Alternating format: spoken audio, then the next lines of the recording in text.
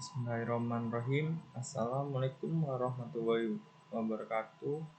Izin memperkenalkan diri, nama saya Gilang Hendrawan, NPM 19745012. Di sini saya akan menjelaskan UAS Ilmu Pengantar Maritim saya yang berjudul Analisa Peluang dan Ancaman Keamanan Maritim Indonesia sebagai Dampak Perkembangan Lingkungan Strategis. Ya, jurnal ini saya ambil dari Inengah Putra dan Abdul Hakim pada tahun 2016. Keberadaan sebuah negara tidak akan terlepas dari lingkungan sekitarnya. Lingkungan sekitar yang dimaksud adalah lingkungan strategis, yang merupakan interaksi dinamis antara konteks internal dan eksternal.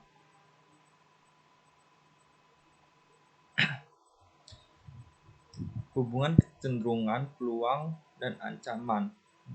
Pola interaksi tersebut melibatkan aktor negara dan aktor non-negara, sebagaimana yang disampaikan oleh Yarger pada tahun 2006, bahwa hubungan interaksi dinamis akan melibatkan pola hubungan antara lingkungan alam atau negara dan non-negara. Indonesia merupakan salah satu negara terluas di dunia, dengan total luas negara mencakup daratan dan lautan mencapai 50.193.250 km.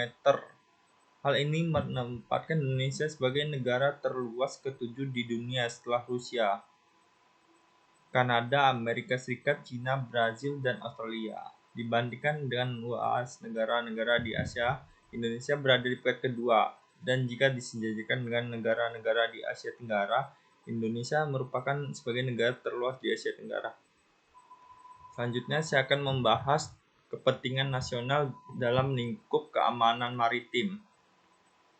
Menurut dokumen Buku Putih Pertahanan Indonesia tahun 2015, kepentingan nasional adalah menjaga tetap tegaknya NKRI berdasarkan Pancasila dan UUD 1945, serta terjaminnya kelancaran pembangunan nasional guna mewujudkan tujuan nasional. Sedangkan tujuan nasional yang tercantum dalam pembukaan UUD 1945 yaitu melindungi segenap bangsa Indonesia dan seluruh tumpah darah Indonesia, memajukan kesejahteraan umum, mencerdaskan kehidupan bangsa, serta ikut melaksanakan ketertiban dunia yang berdasarkan kemerdekaan, perdamaian abadi, dan keadilan sosial. Akan tetapi, dalam dokumen Buku Putih Pertahanan Indonesia terbaru tidak lagi menyebutkan kategori kepentingan nasional sebagaimana dinyatakan pada dokumen sebelumnya, yaitu Buku Putih Pertahanan Indonesia tahun 2015. Di dalam dokumen Buku Putih sebelumnya tersebut disebutkan kepentingan nasional Indonesia disusun dalam 3 kategori, yang yaitu bersifat mutlak, vital, dan penting. Tetap tegaknya negara Kesatuan Republik Indonesia merupakan kepentingan nasional yang bersifat mutlak, sehingga segala daya upaya perlu dilakukan untuk kepentingan tersebut. Selanjutnya saya akan membahas tentang kebijakan poros maritim dunia dan konsep keamanan maritim Indonesia. Kebijakan poros maritim dunia yang dicanangkan oleh pemerintahan Jokowi Yusuf Kala mencakup 5 pilar. Yang pertama, membangun kembali budaya maritim Indonesia, yaitu pilar budaya. Yang kedua, menjaga sumber daya laut dan menciptakan kedaulatan pangan laut dengan menempatkan nelayan pada pilar utama, yaitu pilar ekonomi, memberi prioritas pada pembangunan infrastruktur dan konektivitas maritim dengan membangun tol laut, depot logis, industri perkapalan, dan pariwisata maritim. Itu pilar konektivitas. Selanjutnya yang keempat, menerapkan diplomasi maritim melalui usulan peringkatan kerjasama di bidang maritim dan upaya menangani sumber konflik seperti pencurian ikan, pelanggaran kedaulatan, sengketa wilayah, perampokan, dan pencemaran laut dengan penekanan bawah laut harus menyatukan berbagai bangsa dan negara, dan buku memisahkan itu pilar diplomasi. Selanjutnya yang terakhir, membangun kekuatan maritim sebagai bentuk tanggung jawab menjaga keselamatan pelayaran dan keamanan maritim. Itu pilar keamanan maritim. Peluang dan ancaman keamanan maritim Indonesia.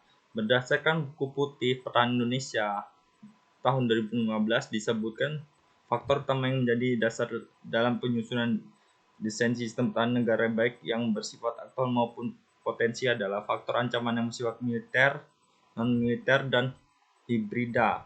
Ketiga sifat ancaman tersebut dapat berbentuk ancaman nyata dan belum nyata. Selanjutnya buku putih Pertahanan Indonesia menjelaskan ancaman nyata adalah bentuk ancaman yang memiliki tingkatan terjadinya tinggi yang dinilai membahayakan kedaulatan negara.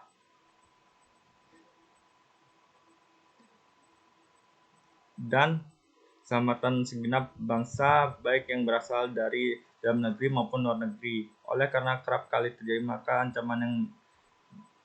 ancaman nyata mendapatkan prioritas penanganan, meliputi radikalisme, teroris, separatisme, pemberontakan bersenjata, perampokan, pencurian kekayaan alam, wabah, penyakit, serangan cyber, espionase, dan peredaran penyalahgunaan narkoba. Sedangkan ancaman belum nyata lebih berorientasi pada bentuk konflik terbuka ataupun perang konvensional berhadapan dua kekuatan angkatan sedang dari negara yang berbeda.